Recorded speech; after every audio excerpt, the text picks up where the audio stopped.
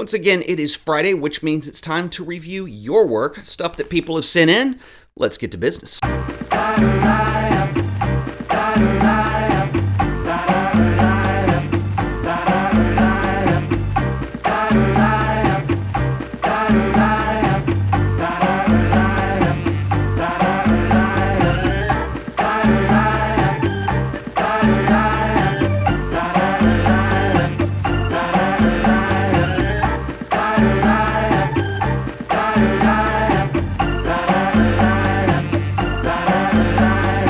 So right out of the gate, I am excited to see this. This created with care in Brooklyn.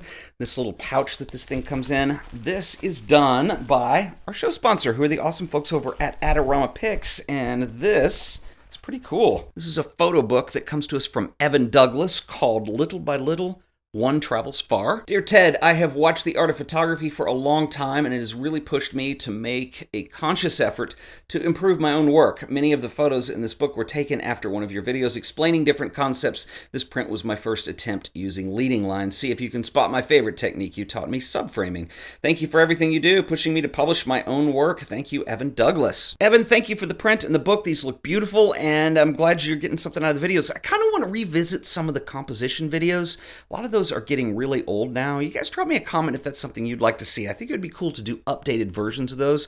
Anyway, his work looks really nice, and I do want to give a shout out because they sponsor the show and they make all this possible, but he got these done at Adorama Pics. You probably already know that editing your images isn't the last step in the process. You want to get them printed, and Adorama Pics offers an excellent service delivering beautiful prints and photo books. Just upload your image files, you control the output quality and finished product on an absolutely gorgeous selection of paper types. Prints are a way to separate you as a great photographer by going the extra mile, and using photo books to wow clients, you can even expand the services that you can charge for, and prints always look better than images on a screen. So check out Adorama Pics and see how beautiful your images can look. Use the offer code TED15 off at checkout, and I can save you an additional 15% on your entire order. Once again, that offer code is TED15 off, and I want to thank the folks at Adorama Pics for sponsoring another episode of The Art of Photography. So next up is another piece of the puzzle here. This is a big mystery. I have two different individuals that send me postcards.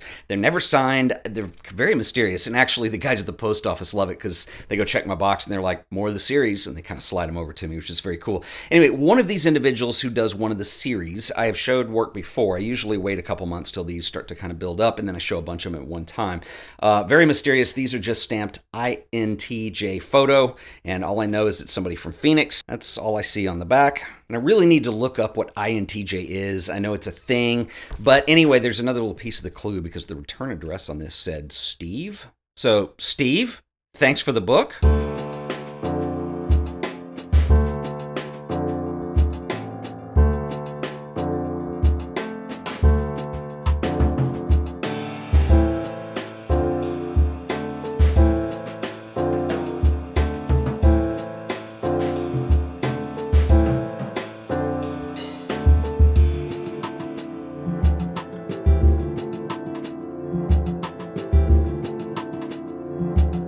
Need to show another series of these. I'll do that next Friday, but INTJ photo, aka Steve, thanks for the book. It looks great. Some prints. I don't know if you can tell from the video, but this is a metallic finished paper. Very cool. These look gorgeous. It's a night scene. That reflection makes it really difficult to pick up on video. So these prints and this zine come to us from Nick Hennett, who writes in here, "This is my first zine and is the result of a challenge to shoot only film for the month of March.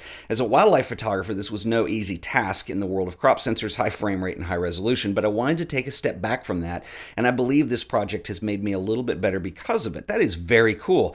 These were all shot on a Canon T90 with films ranging from ISO 50 to 3200, but mostly Tri-X. I've included some extra prints for you as a thank you for just making great content yourself. Enjoy. Nick, this is a really cool idea, and the project turned out great. I absolutely love this. And what I love about it is, you know, in here he says he took this as a challenge to just shoot film for a month. And I think this is interesting because, I mean, it's no secret that I do a lot of photography reviews. I have a wide range of content that I produce here.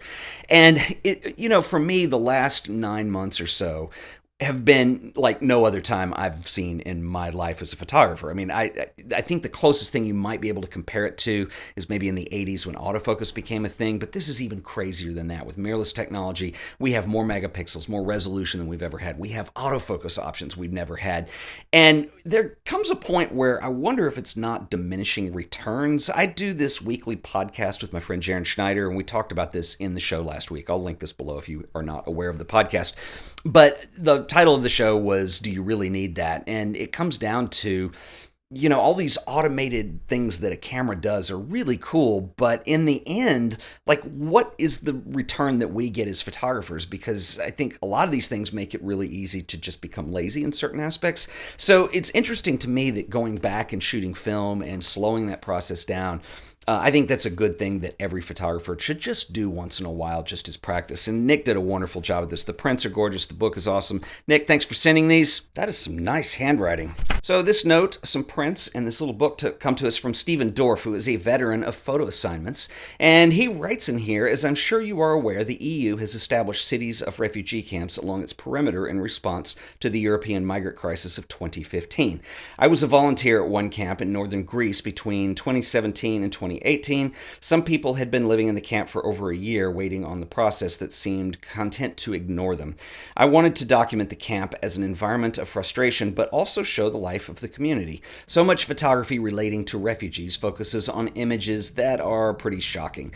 While that certainly is true for many people, it forgets their kindness and resilience. You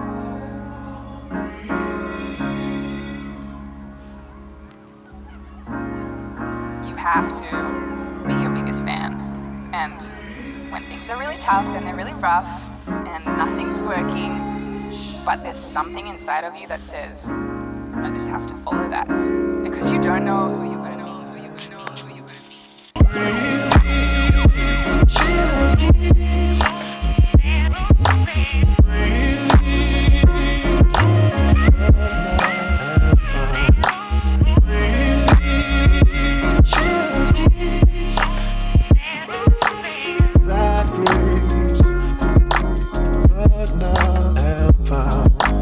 Stephen, thank you for sharing these with everybody. They look beautiful, and I think you're right. I mean, it's so easy, I think, for photographers and really anything in our age of social media to go after images that are attention-getting, sometimes shocking, and to just ignore, like, the beautiful side of life just is become more rare, and I really appreciate you doing this. These are wonderful. Thank you. Got two zines here that come to us from Elijah and Jake. Dear Ted, I sent you issue 0 of STEM magazine earlier this year. Here are the realized forms of issues 1 and 2. We are very excited to have created this publication and can't wait to see what it becomes. Submissions for issue 3 will be open on June 1st.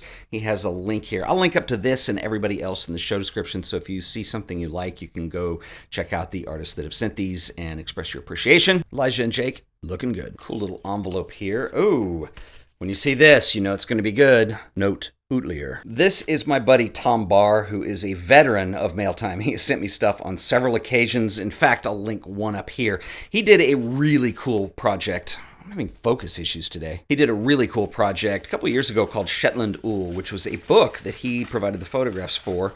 And I think it was one of the coolest things I've had on Mail Time to this day. And I'll link it in that video. But this is very cool. Small set of prints and a description.